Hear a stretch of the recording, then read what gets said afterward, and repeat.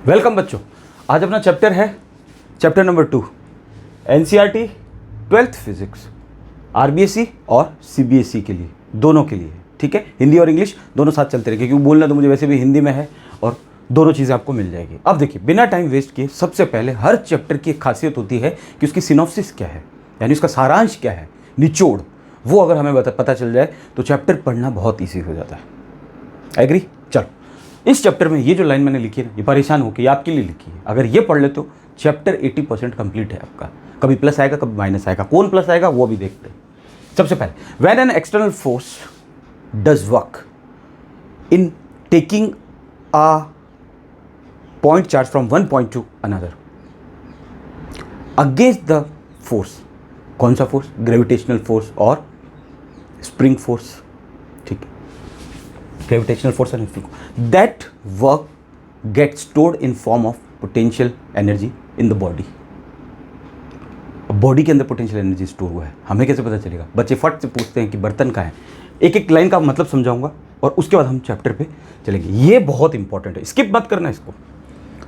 When the external force is removed, the body moves। External force हटा लिया तो body move करने लगती है। तो चलो पहले इसको समझते हैं और उसके बाद में इसको पूरा मैथमेटिकल समझते हैं कि प्लस क्यों आता है, माइनस क्यों आता है।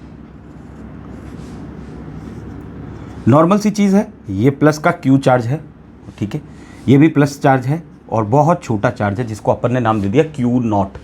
दिख रहा है? Q not. Very good. अब देखो क्या करना है हमें।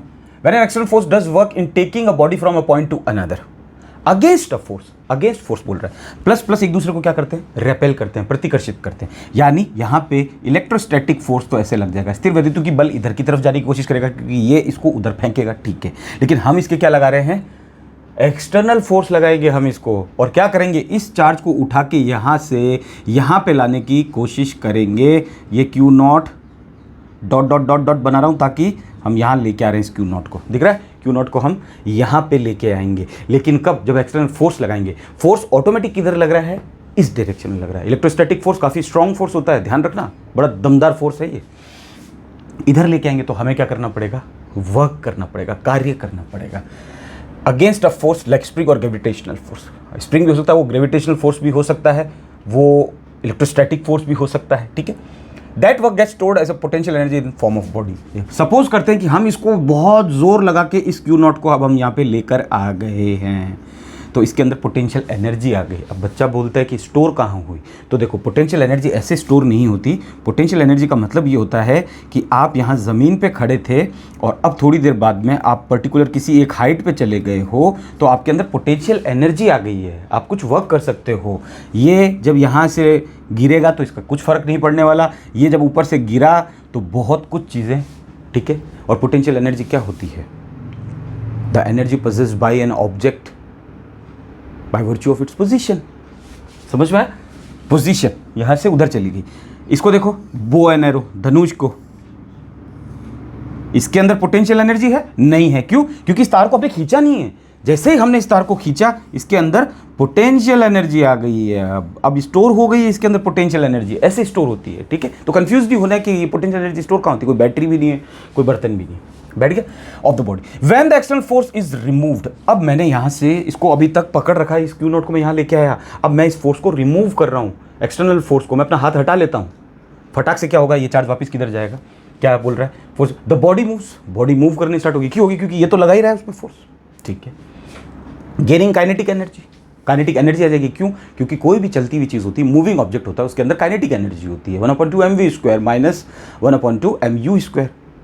और छोटा सा फॉर्मूला बोलना है 1/2 mv² काइनेटिक एनर्जी, ठीक है। And losing an equal amount of potential energy. Potential energy उसके अंदर क्या हो रही है? खत्म हो रही है। ये जैसे ही यहाँ से यहाँ पे आया, अब ग्रेविटी इसकी पूंछ खींच के इसको नीचे लेके आएगी।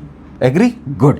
जैसे ये यहाँ पहुँचा तो इसकी पोटेंशियल एनर्जी क्या हो गई? कम हो गई। इसके अंदर कौन सी एनर्जी आ गई? काइनेटिक एनर्जी आ गई। और यहाँ पे आया तो और इसके अंदर पोटेंशियल एनर्जी कम हो गई। बिल्कुल जब यहाँ आ गया ज़मीन पे तो पोटेंशियल एनर्जी कितनी लूज हुई? इक्वल अमाउंट पे, जितनी काइनेटिक एनर्जी गेन हुई। The sum of kinetic energy and potential energy is thus conserved, conserve रहते हैं ये, ठीक है। फोर्सेज ऑफ दिस काइंड, इस टाइप के जो फोर्सेस होते हैं ना, ग्रेविटेशनल फोर्स, स्प्रिंग फोर्स और इलेक्ट्रोस्टैटिक फोर्स, ये क्या कहलाते हैं? Conservative force. अब पूरा हमें इसके बारे में पढ़ना है, कंजर्वेटिव फोर्स के बारे में। कंजर्वेटिव फोर्स क्या होते हैं? क्यों हम यहाँ पढ़ रहे हैं इस कंजर्वेटिव फोर्स को, तो सबसे पहली इंपॉर्टेंट लाइन जो है वो आप लोग एक लिख लो कि कंजर्वेटिव फोर्स हमारे लिए इंपॉर्टेंट पढ़ना क्यों है। Potential energy is defined for conservative forces.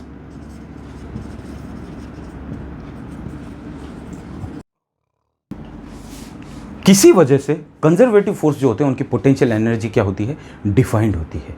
इसके बारे में अब हम बात करेंगे ताकि हमारा जो डाउट है वो क्लियर हो जाए। ठीक है, बड़ी इंपॉर्टेंट चीज़ है। कंजर्वेटिव फोर्स होते कौन कौन से हैं? एक तो आपके सामने यहाँ पे लिखा हुआ है ग्रेविटेशनल फोर्स, ये रहा गुरुत्वीय बल।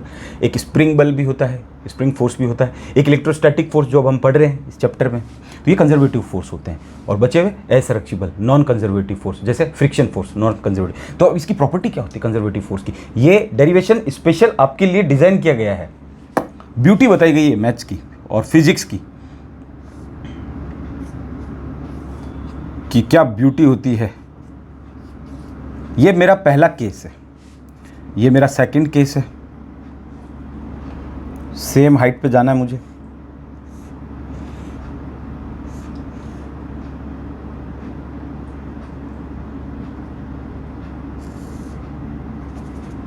मैं सेम हाइट पे आया एच एच,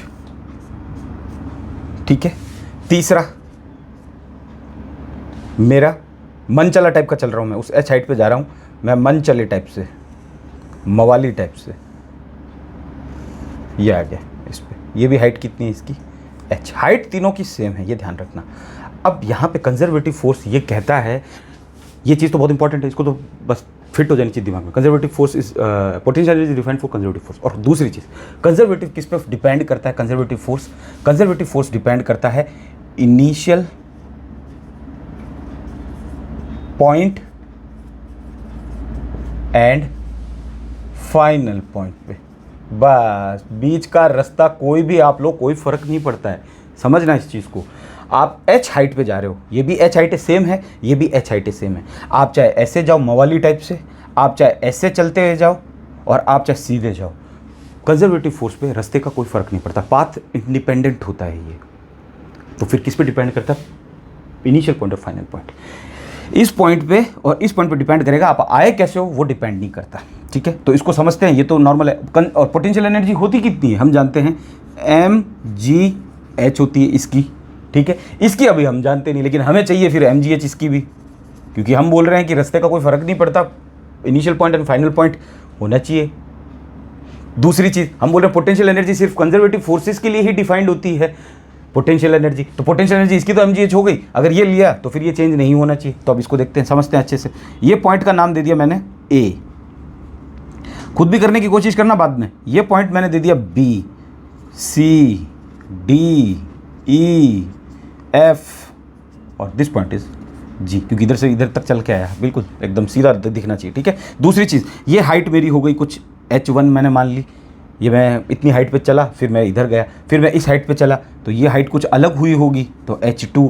ये हाइट कुछ ज़्यादा है, देखो h3, लेकिन ये h1 plus h2 plus h3 मिलकर कितना हो रहा है, h हो रहा है, ये हमको मालूम है। h1 plus h2 plus h3 equals to total है कितना, हमें तो हाइट चढ़ी। अगर चौथा भी आ जाता तो कोई दिक्कत नहीं है। ठीक है, ये लेंथ कितनी चली हमने, L1, ये लेंथ कितनी चली, L2, ये लेंथ कितनी चली, L3, अलग अलग लेंथ भी है। ठीक है, अब इसको मैथमेटिकली समझो तो सारी डाउट क्लियर होंगे। सबसे पहले किया गया कार्य या वर्क डन क्या होता है, F डॉट डी, बिंदु गुणनफल, डॉट प्रोडक्ट पढ़ा है हमने। और डॉट प्रोडक्ट जब हटता है तो क्या लग जाएगा, ये वेक्टर फैक्टर लगाते रहना, एफ डी कॉस थीटा। जो चीज़ समझा रहा हूँ उसको समझना, आता है ऐसे, डॉट प्रोडक्ट हटेगा तो एफ डी कॉस थीटा आ गया, गुड। हमें क्या निकालना है, टोटल वर्क डन निकालना है। हम क्या निकाल रहे हैं, पोटेंशियल एनर्जी नहीं निकाल रहे, हम तो वर्क डन निकाल रहे हैं हमारा। ठीक है, उसकी पोटेंशियल एनर्जी mgh चाहिए, हम हमारा वर्क डन निकाल रहे हैं यहाँ पे। ठीक है, और वर्क डन क्या होता है, रिलेटेड होता है एक दूसरे से पोटेंशियल एनर्जी से, क्योंकि पोटेंशियल एनर्जी की यूनिट जूल, वर्क डन की यूनिट भी जूल, गुड। ठीक है, तो वर्क डन नेट मेरा टोटल कितना आएगा, किस किस से मिल के आएगा, तो वर्क डन किस किस का, पहले A और B, इतना वर्क डन हुआ, मैं इतना सा खांचा ले लेता हूँ, प्लस वर्क डन BC, दिख रहा है अच्छे से, plus work done CD, plus work done DE, plus work done EF और प्लस वर्क डन FG। बोलो एग्री हो, कोई दिक्कत नहीं यहाँ तक। W नेट, सॉरी क्या F net, work done net. WAB क्या होगा, अब ढंग से समझना यहाँ पे हम जा रहे हैं किसी पर्टिकुलर हाइट पे, हमेशा नीचे एक फोर्स लगता है mg, जो भी बॉडी का मास है। जैसे सपोज करो मैं जा रहा हूँ तो मेरा 80 kg है मास, तो 80 kg और ग्रेविटी मेरे को कितनी लग रही है, 10 की लग रही है इस अर्थ पे, जो मेरी पूंछ पकड़ के मुझे नीचे लाने की कोशिश कर रही है। मैंने क्या लगाया, मेरे को ऊपर जाना था, तो ऊपर तो ऐसे नहीं जा सकते, आप एक्सटर्नल फोर्स लगाना पड़ेगा। भाई हवा में जाना है आपको, ऊपर सीढ़ियाँ नहीं चढ़नी है, ऊपर जाना है पर्टिकुलर किसी हाइट, सीढ़ियाँ नहीं चढ़नी। तो आप क्या करोगे, आपका फोर्स तो है ही नहीं, क्योंकि आपको तो ग्रेविटी नीचे रख रही है, आप उड़ का रहे हो। तो हमने क्या लगाया, एक एक्सटर्नल फोर्स लगाया। किस डायरेक्शन में लगा, ढंग से समझना, ऊपर लगा। किसने लगाया, हमने लगाया एक्सटर्नल फोर्स। ठीक है, हमारा फोर्स कभी नेगेटिव नहीं हो सकता, पहली चीज़ इंपॉर्टेंट। हम जो भी फोर्स लगाते हैं, चाहे हम एक बहुत बड़े बॉक्स को पुश कर रहे हैं या पुल कर रहे हैं, धक्का दे रहे हैं, खींच रहे हैं, कुछ भी कर रहे हैं, हमारा फोर्स कभी नेगेटिव नहीं हो सकता। ठीक है, रिजल्टेंट फोर्स कभी नेगेटिव नहीं होता। फोर्स की डायरेक्शन नेगेटिव हो सकती है, फोर्स नेगेटिव नहीं होता। आपने 25 न्यूटन का फोर्स लगाया प्लस 25, आपने किसी भी डायरेक्शन में लगाया हो फोर्स 25 न्यूटन। ठीक है, यहाँ पे फोर्स लगा एक्सटर्नल, ढंग से समझना, एक्सटर्नल फोर्स लगा तभी तो आप ऊपर जा पा रहे हो, वरना जा नहीं पाते। अब ढंग से देखो, एंगल कितना बना बेटा, 180 डिग्री। थीटा हमें मिल गया कितना, 180 डिग्री। एग्री हो, हम तो कोई माइनस भी नहीं लगा रहे, लेकिन एंगल भी 180 डिग्री बन रहा है। यहाँ पे एंगल की वैल्यू डालनी पड़ेगी हमको। गुड, तो देखो वर्क डन क्या हुआ हमारा, फोर्स हमने, फोर्स कितना लगा mg। गुड, क्योंकि नीचे हमेशा एक फोर्स लगता है जो अर्थ उसको खींचती है, mg। यहाँ पे लिख लेना mg, वो मैंने वहाँ लिख दिया, ठीक है ना, ये इस डायग्राम से बता दिया, इस डायग्राम से समझ ढंग से। mg हमने लिख दिया है। हमने हाइट कितनी अटेन की, h1, तो ये लो h1। ठीक है, ये d की वैल्यू डाली मैंने अभी, ये d की कि डिस्प्लेसमेंट कितना हुआ। ठीक है जी, d हो गया हमारा।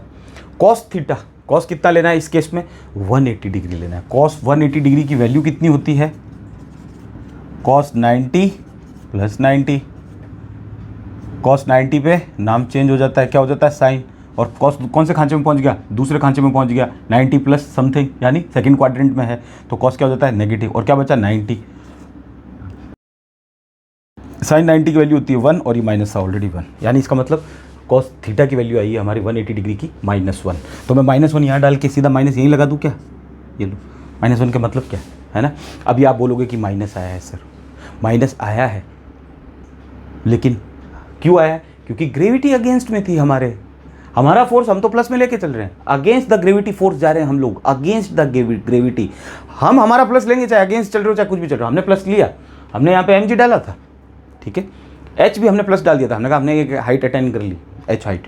ठीक है, माइनस कैसे आया, एंगल की वजह से आया, हमने कोई माइनस नहीं लिया, एंगल की वजह से माइनस आया। ठीक है, चलो WBC इसको देखते हैं। f कितना है, mg, वही ये बॉडी अब तो इधर गई, अब इसको इतने से को देख लो, एक इसको देख लो, एक इसको देख लो, पूरा डाउट क्लियर। अब बॉडी जा रही है इससे इधर की तरफ जा रही है, ठीक है, B और C की तरफ, B और C की तरफ। नीचे कौन लग रहा है, हमेशा mg लगेगा, लिख दिया फोर्स। ठीक है, ये रहा, बॉडी जा रही है इधर, कितनी डिस्टेंस कवर की, L1। एंगल कितना बना बेटा, 90 डिग्री। cos 90 लेना है, ये रहा cos 90, इस फॉर्मूले में डालना है बार बार। d कितना है, L1, और cos 90 कितनी वैल्यू होती है, 0 या 1, चेक कर रहा था आप लोगों को। cos 90 की वैल्यू होती है 0। यहाँ क्यों लिखा, यहाँ लिख देता हूँ, दिख रहा है, बैठ गया, इजी। cos 90 की वैल्यू होती है 0, यानी इसको मैंने 0 से मल्टीप्लाई किया, क्या बन गया, पूरा 0, खत्म खेल। ये लो, तो WBC आ गया अपना 0, बस समझते जाओ, ये मेरा 0 आ गया। क्यों आया, ये दो एंगल ही समझने थे। वापस देखो अगला, CD में कैसे जा रहा है, ऐसे जा रहा है। ठीक है, तो mg तो आ ही जाएगा, h2 हाइट उसने अटेन कर ली, ये देखो h2, और फिर क्या आएगा, ऊपर जा रहा है, ग्रेविटी कहाँ लग रही है, नीचे लग रही है, तो फिर क्या आ जाएगा, प्लस माइनस माइनस आएगा, क्योंकि cos 180 डिग्री हो जाएगा। cos थीटा भी तो वैल्यू डाल दी है भाई फॉर्मूले में इसके अंदर, बार बार इसी के अंदर डालना है। एफ क्या है, mg, डी कितना है, जो हमने हाइट अटेंड की है, कितनी है, h2 अटेंड की है, पहले वाले में h1 अटेंड की थी, और cos थीटा, थीटा कितना बन रहा है, सेम ये वाले क्योंकि ऊपर जा रहे हैं अगेंस्ट द ग्रेविटी, यानी ये माइनस में आ जाएगा, वापस माइनस लगा देते हैं, प्लस डी देखो तीसरा हो गया, सी डी, डी देखो चौथा, वापस ऐसे जा रहे हैं, यही वाला फंडा, cos 90 जीरो होता है, तो हम लोग इसको क्या बोल देंगे, ज़ीरो, और इसको वापस क्या बोल देंगे, -mgh3। कैसे, mg फोर्स है, d क्या है, हमने h3 हाइट ट्रेवल की है, किसके लिए, EF के लिए h3 हाइट ट्रेवल कर ली, ठीक है, और cos थीटा, cos कितना बना, हम जा रहे हैं ऊपर और ग्रेविटी लग रही है नीचे, एंगल कितना बना 180 डिग्री, और प्लस ये एफ जी ज़ीरो, ये वाला ज़ीरो आ जाएगा। अब बोलोगे नहीं सर इधर नहीं जा रहे, इधर जा रहे हैं इसमें, ये लो इधर जा रहे हो तो ये कितना है एफ, ये कितना है जी, एफ वहाँ कहाँ बननी थी, एफ एफ एफ कितना एंगल बना 90 डिग्री, एम जी नीचे लग रहा है, डी क्या है L3 है जो हमने ये ट्रैवल की, और कॉस कितना बना 90 डिग्री, कितना आया ज़ीरो। हमारे पास में क्या बच गया, सिर्फ 3 चीज़ें बची, 3 तो ज़ीरो आ गए और 3 वैसे बन गए हमारे पास में, तो डब्ल्यू नेट निकाल लेते हैं अब हम लोग।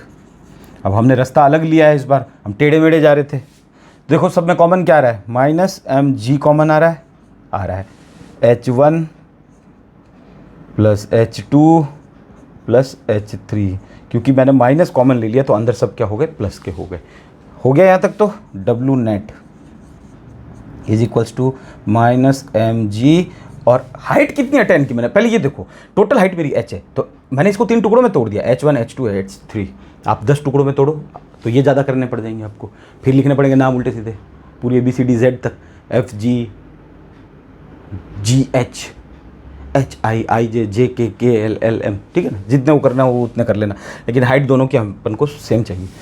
h1 + h2 + h3 मिलके h बन रहा है, ये हमने पहले बताया था, क्योंकि हम हाइट कितनी गए, h हाइट, वो h4 भी आ जाता तो भी यहाँ पे ये करते थे, लेकिन हाइट फिर सेम होनी चाहिए थी, हम ये बोल रहे हैं हाइट सेम है, क्योंकि हमने इसकी देखो h1 h2 h3 नहीं लिया है, h लिया है।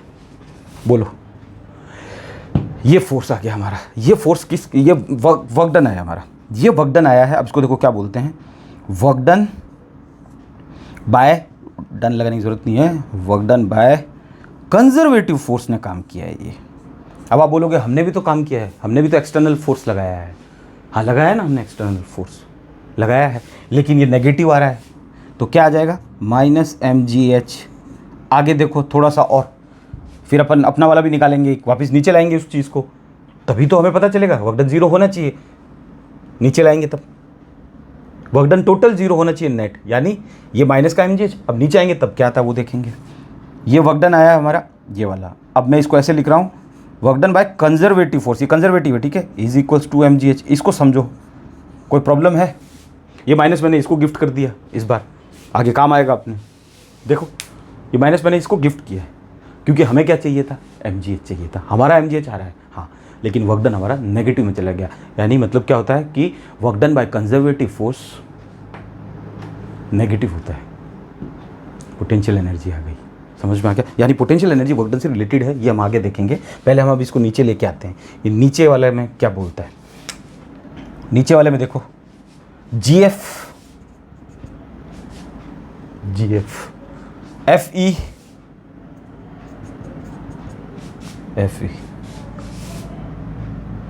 ED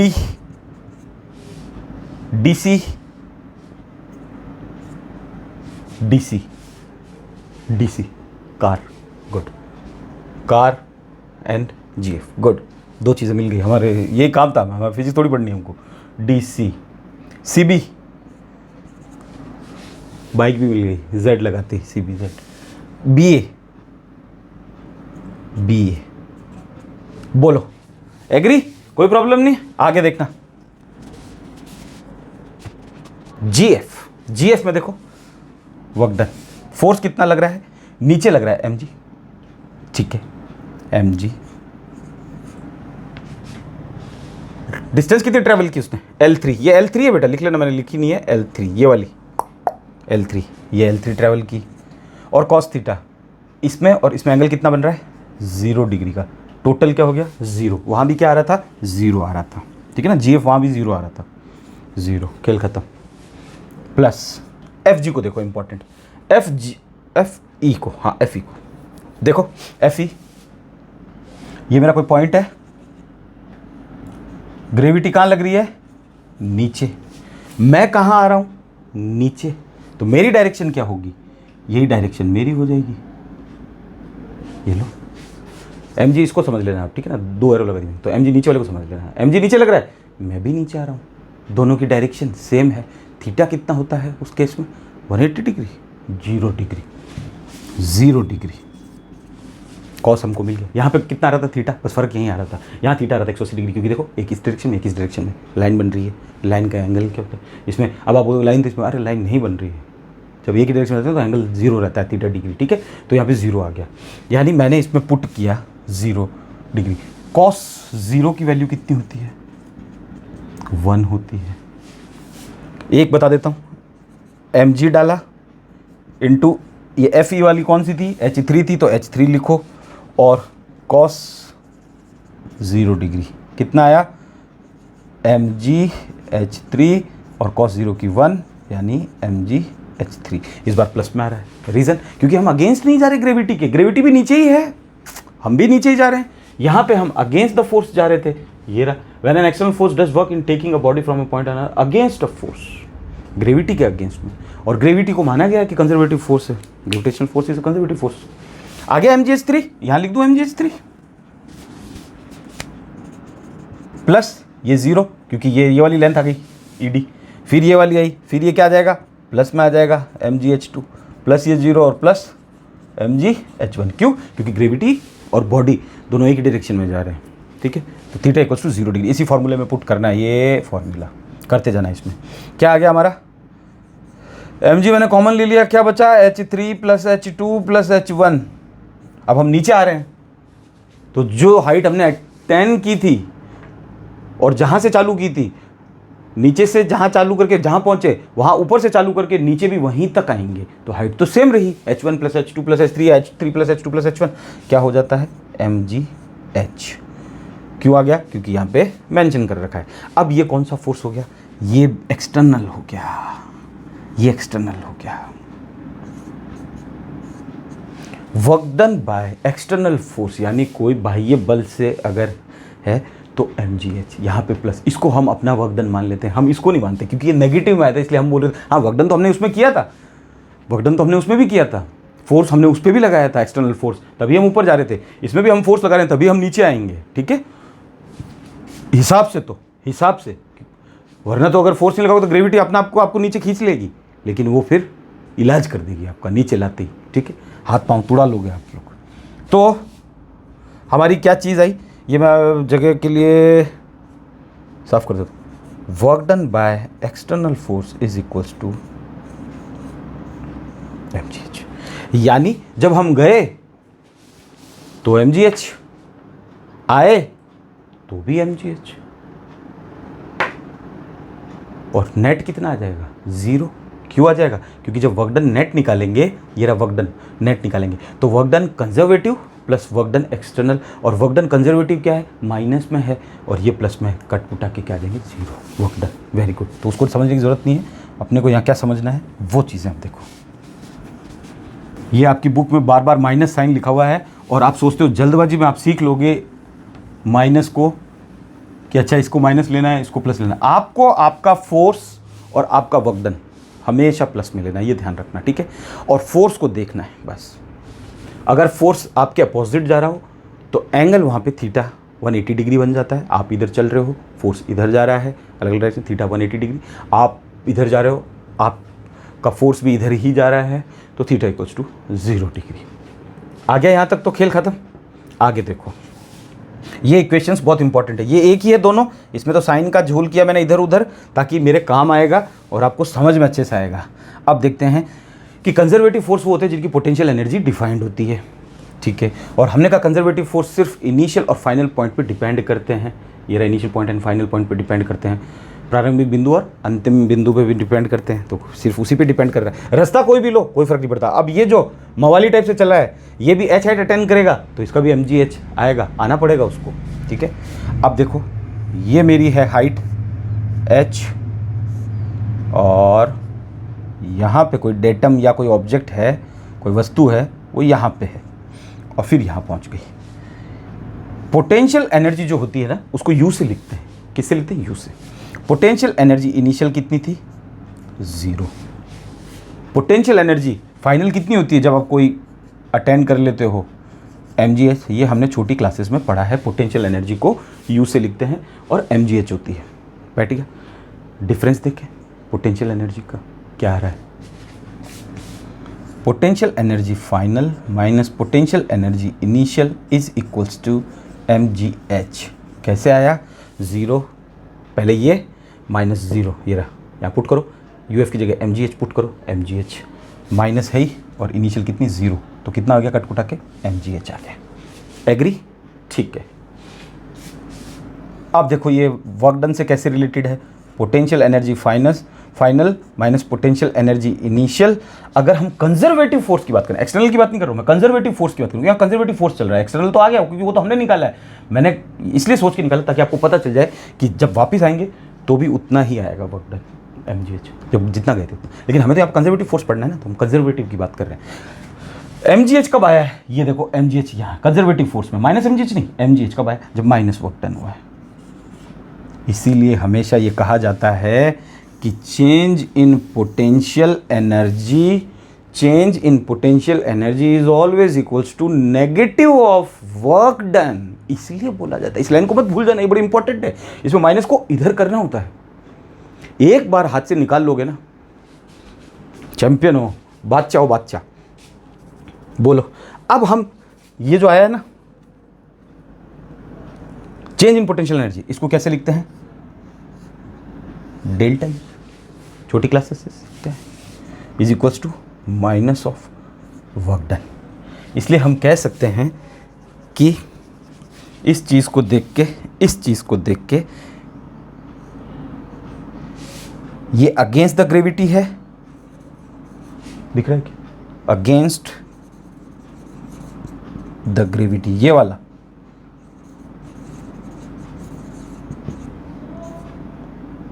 ये अगेंस्ट द ग्रेविटी था क्योंकि हम ऊपर जा रहे थे, ग्रेविटी हमको नीचे खींच रही थी, और एक्सटर्नल हम भी नीचे आ रहे थे ग्रेविटी, तो ये अगेंस्ट द ग्रेविटी नहीं हुआ, अगेंस्ट द ग्रेविटी वाला ये है। ठीक है, इसलिए हम कह सकते हैं कि हमें mgh चाहिए था, हमारा mgh है, हमने ये रास्ता फॉलो किया तब ये आया। इसका मतलब इसकी एनर्जी अगर उसने 25 जूल दे दी हमें, अगर दे दी तो इसकी भी 25 जूल है। अब सोचने की जरूरत नहीं, इसकी भी 25 जूल है क्योंकि पोटेंशियल एनर्जी डिफाइंड हो गई। और पोटेंशियल एनर्जी डिपेंड किस पे की? इनिशियल पॉइंट और फाइनल पॉइंट पे डिपेंड कर रही है। ये initial point, final, initial and final, बीच का रास्ता कोई भी लो, सांप की तरह चलो, वर्टेब्रेट हो, इनवर्टेब्रेट हो आप, और मवाली टाइप से चलो और नॉर्मल चलो, सबकी 25 जूल है, फिक्स हो गई है। तो रास्ता अपन अगर कोई भी लेंगे तो अपने को पहले से फिक्स है कि अपना रास्ता आप कोई भी चूज करो। ये काम का आएगा, अभी आएगा, वो भी बताएंगे। तो पहले इसको देखो, अगेंस्ट द ग्रेविटी, सो या फिर therefore gravitational force is a conservative force. यहां से हमें पता चल गया ग्रेविटेशनल फोर्स है, कंजर्वेटिव फोर्स है, जिस पे पाथ डिपेंड नहीं करता, कोई भी पाथ लो। mgh आ रहा था, फिर हमने ये टेढ़ा किया तो mgh आ रहा है, इसका भी कितना आएगा? mgh आएगा। अगेंस्ट द ग्रेविटी ये लग रहा था, ये नहीं लग रहा था, ठीक है ना, कंफ्यूज मत होना, ये एक्सटर्नल फोर्स है, जब हम नीचे आ रहे थे तब। हम इसको लेके चलेंगे क्योंकि हमारा टॉपिक है कंजर्वेटिव फोर्स। क्या आया? Delta U equals to minus W C. Change in potential energy is always equals to negative of work done by conservative force, पूरा बोलना है। ठीक है, आगे देखो, आगे मैं क्या चीज बोलता हूं, इसको ऐसे बोल सकता हूं, work done external is equals to minus of work done equals to conservative force.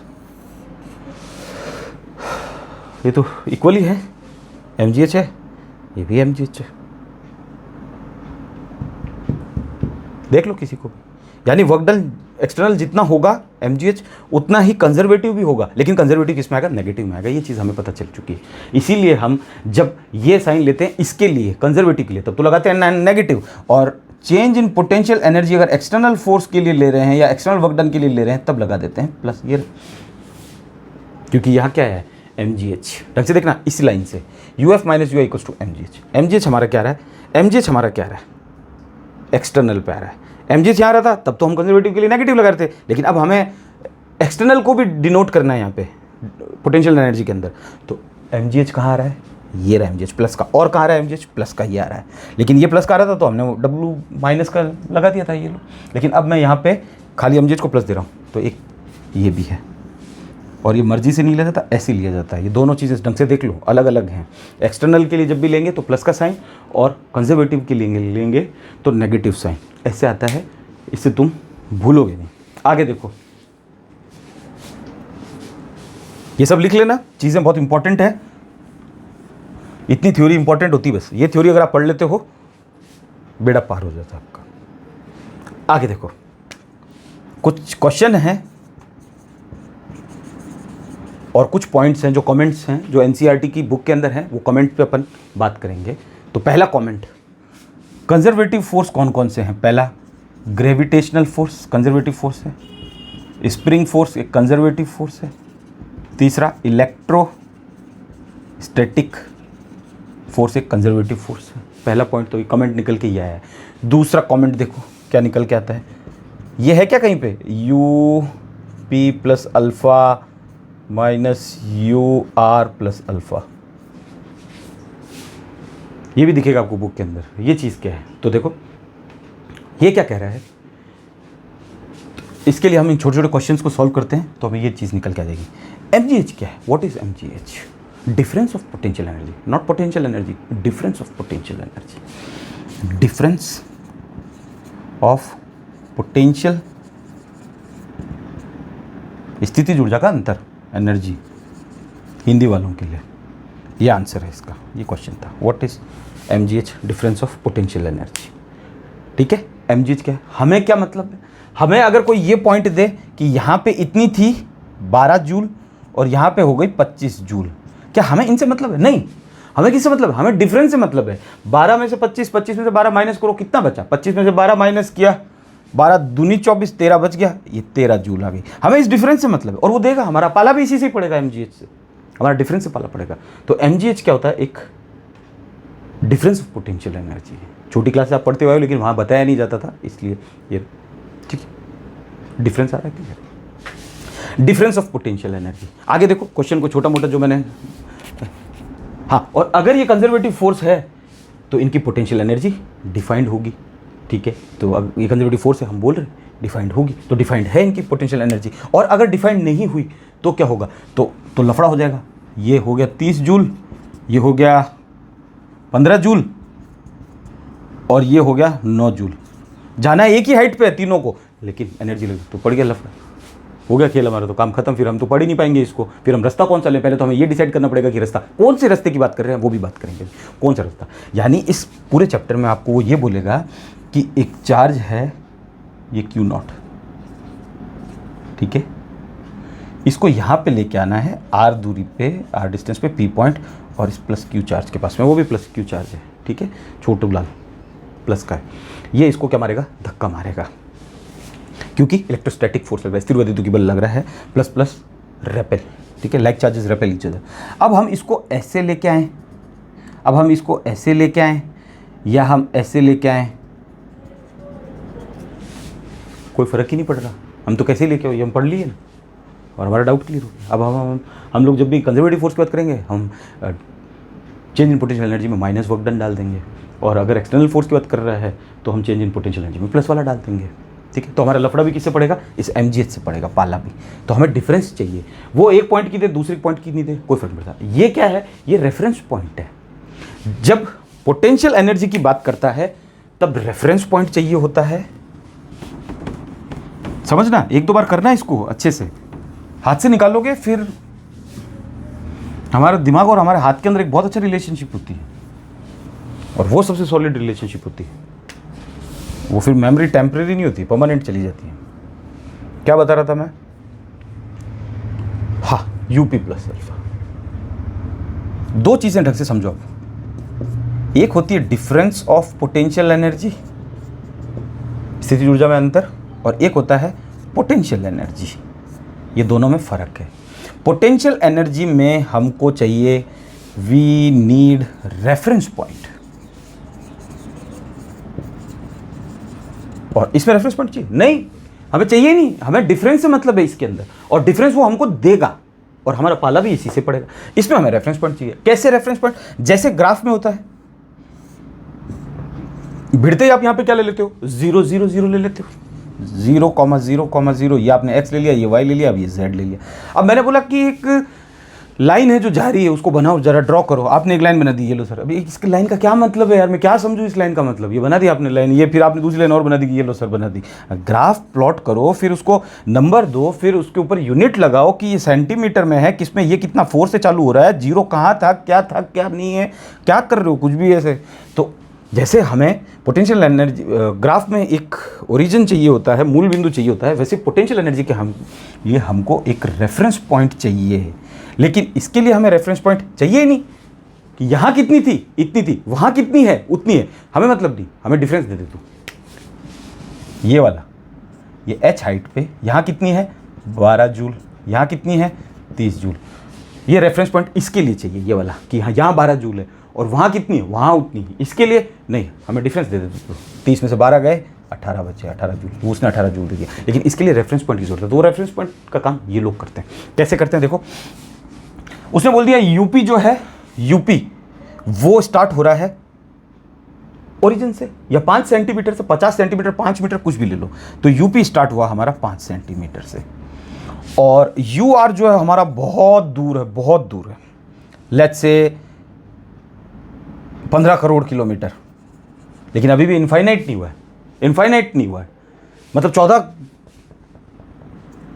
14.9 crore kilometre है, लेकिन अभी भी ये इनफाइनाइट नहीं हुआ है। हमें इनफाइनाइट इसको तब बनाना जब ये 15 करोड़ किलोमीटर हो जाए, सपोज करना एक बार, ठीक है। तो वो बोल रहा है कि आप इसके अंदर अल्फा है ना, अल्फा ये वैल्यू ऐड कर सकते हो आप अल्फा इसके अंदर, ये आपको चॉइस दी है उसने, ठीक है, इससे आपके काम आसान हो जाएंगे। अल्फा ऐड करना है आपको, और ये अल्फा क्या है, आर्बिट्री कांस्टेंट है। वेरी गुड, आर्बिट्री मतलब मन मर्जी का कांस्टेंट डाल दिया आपने। क्यों डाला, क्योंकि मुझे इसको इनफाइनाइट बनाना है। इनफाइनाइट बनाने के लिए मैंने अल्फा सपोज करो ले लिया 5 किलोमीटर। एक बार बात करते हैं 5 किलोमीटर, तो अल्फा इसमें भी जुड़ रहा है, अल्फा इसमें भी जुड़ रहा है, लेकिन फिर अल्फा जुड़ेगा तो लफड़ा क्या करेगा, कुछ नहीं करेगा, कट जाएगा अल्फा। देखो यूपी माइनस नहीं प्लस अल्फा, और ये माइनस का ब्रैकेट खोलो तो माइनस यू आर और माइनस अल्फा, वैसे तो अल्फा अल्फा से कैंसिल आउट हो रहा है, कोई मतलब नहीं है, ठीक है। लेकिन अगर हमें किसी पॉइंट को कहीं पे ले जाना है, इनफाइनाइट पे लेके जाना है मान लो, क्योंकि इनफाइनाइट पे क्यों लेके जा रहे हैं, इनफाइनाइट पे पोटेंशियल एनर्जी ऑफ इनफाइनाइट की वो ये बोलेगा कि 0 है। पोटेंशियल एनर्जी इनफाइनाइट पे कितनी होती है, 0 होती है। तो एक को हम अगर इनफाइनाइट बना दे तो हमारे काम बहुत आसान हो जाएंगे, क्योंकि हम 0 पे खेल लेंगे फिर, ठीक है। और ये रेफरेंस पॉइंट उसने 5 सेंटीमीटर पे दे दिया, तो ये 5 मैंने इसमें और ऐड कर दिया, ये अल्फा माइनस, और ये यू आर कितना मेरा 14.9, और ये प्लस 5 किलोमीटर, ये मैंने इस पर जोड़ दिया और उस पर भी जोड़ दिया, ये दोनों जुड़ के क्या हो गए, ऑलमोस्ट प्लस में ही जा रहा है। तो ये जुड़ के मैं ये बोल रहा हूँ ये इनफाइनाइट हो गया, और ये यूपी प्लस 5 ये जुड़ के कुछ नया वैल्यू बन गया, ये 5 यूपी बन गया, 5 यूपी ठुमका लगाओ, यूपी अलग ठुमका लगाओ, समझ में आ गया। तो ये रेफरेंस पॉइंट इसलिए दे रखा है ताकि हम अपनी मर्जी से किसी एक पॉइंट को इनफाइनाइट पे लेके चले जाएं। जितना अल्फा इस पे जोड़ा उतना ही अल्फा उस पे जोड़ देंगे, और अल्फा से अल्फा क्या हो जाएगा, कैंसिल आउट हो जाएगा। तो कंफ्यूज होने की जरूरत नहीं है, ये एक एड्रेस हो गया लोकेशन का, एक लोकेशन का एड्रेस हो गया यूपी और यू आर। तो अब हमारा पाला किससे पड़ेगा, डिफरेंस ऑफ पोटेंशियल एनर्जी। इसमें रेफरेंस पॉइंट की जरूरत है नहीं, पोटेंशियल एनर्जी में हाँ रेफरेंस पॉइंट की जरूरत है। पूरा रेफरेंस पॉइंट ऐसे काम करता है ताकि हम उसको इनफाइनाइट पे ले जाएंगे, और इनफाइनाइट पे पोटेंशियल एनर्जी क्या कर देंगे, 0 कर देंगे। तो चीज़ें हमारे लिए सॉल्व करना क्या हो जाएगा, ईजी हो जाएगा। बैठ गया यहाँ तक, यहीं तक ही था। इसके बाद हम बात करेंगे इलेक्ट्रिक पोटेंशियल की, और अगर कुछ छूटा है तो वो मैं देख लेता हूँ। तो अब आपको पाथ से कोई लेना देना नहीं है, पाथ कोई भी लो, वर्क डन उतना ही आएगा। पाथ कोई भी लो, वर्क डन उतना आएगा। और इस कॉन्सेप्ट को समझ लेते हो तो काफ़ी आगे तक क्लियर हो जाएगी चीज़ें कि माइनस क्यों लिया हमने, ऑटोमेटिक आया हमने लिया, हम तो अगेंस्ट ग्रेविटी लग रहा था ये वाला, ठीक है, ये वाला अगेंस्ट द ग्रेविटी लग रहा था। और ये वाला ये ग्रेविटी की डायरेक्शन में था। तो हमने एक ग्रेविटी से समझ लिया, फिर हमको स्प्रिंग और इलेक्ट्रोस्टैटिक फोर्स हम वैसे ही पढ़ेंगे, वहाँ समझेंगे, और बाकी हमारे सब समझ में आ गया। तो कंजर्वेटिव फोर्स 2 चीज़ों पे डिपेंड किया है, कंजर्वेटिव फोर्स होते कौन कौन से हैं? ये रे कंजर्वेटिव फोर्स। और क्या होते हैं? जो इनिशियल पॉइंट और फाइनल पॉइंट पे डिपेंड करते हैं। तो अच्छे से लिख लो अब उसको। फाइनली कंजर्वेटिव फोर्स के बारे में अगर कोई कहानी आ जाए तो क्या लिखोगे? It depends on initial point and final point. ठीक है, पाथ इंडिपेंडेंट होता है, इसलिए इसको बोलते हैं पाथ इंडिपेंडेंट। पाथ इंडिपेंडेंट, रास्ता कोई भी चूज करो, कोई फर्क नहीं पड़ता। ठीक है, हम समझ चुके हैं अच्छे से। दूसरा,